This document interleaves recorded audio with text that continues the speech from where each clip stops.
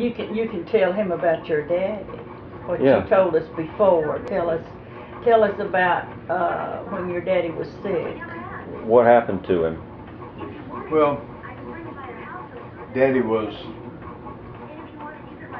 going back a long time. He met my mother in Columbia, South Carolina. He ran a livery stable on the corner of Jervay and Assembly Street, which was right there at the Capitol. And Mom worked out at Camp Jackson, they called it. Yeah. Which is Fort Jackson now. That's where David graduated from boot camp. That's right. And anyway, after the war, he went to work for Roberts Filter Company in Philadelphia. And they built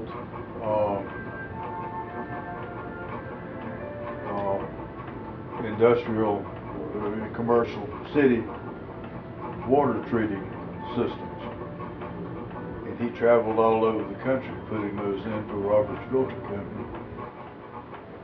But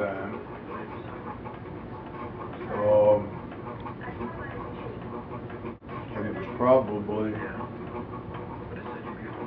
when I was maybe 3 or 4, because he died when I was only 5.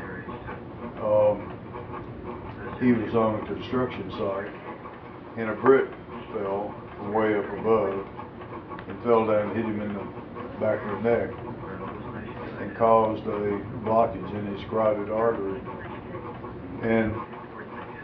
But anyway, after that, he wasn't able to do the construction superintendent's job, so they moved back to Gastonia. And I reckon that was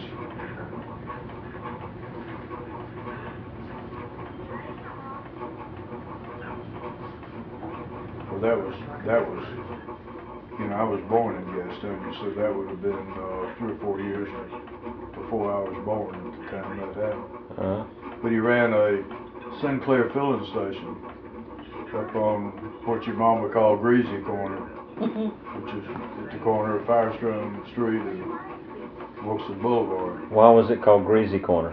Well, that's another story. Okay. She can tell you that. I think it's because the people that lived there No. Oh, it might have been because of the greasy food they ate. Tell your story. But anyway,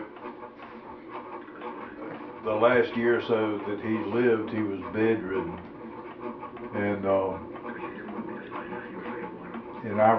I remember 2 things about him. One,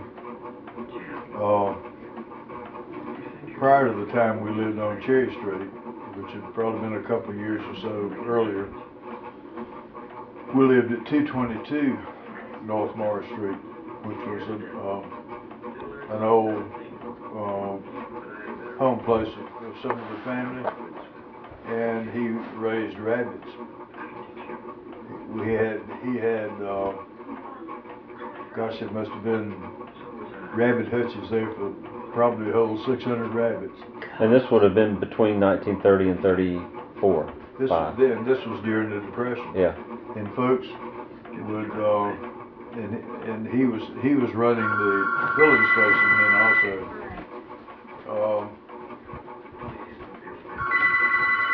But he would sell those rabbits to folks, and they would take them home and kill them and dress them and cook them. It was a pretty good business. But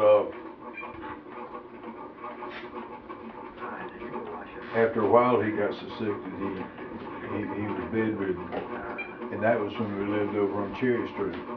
And that was all a result of the injury he got? That was a result of the injury, and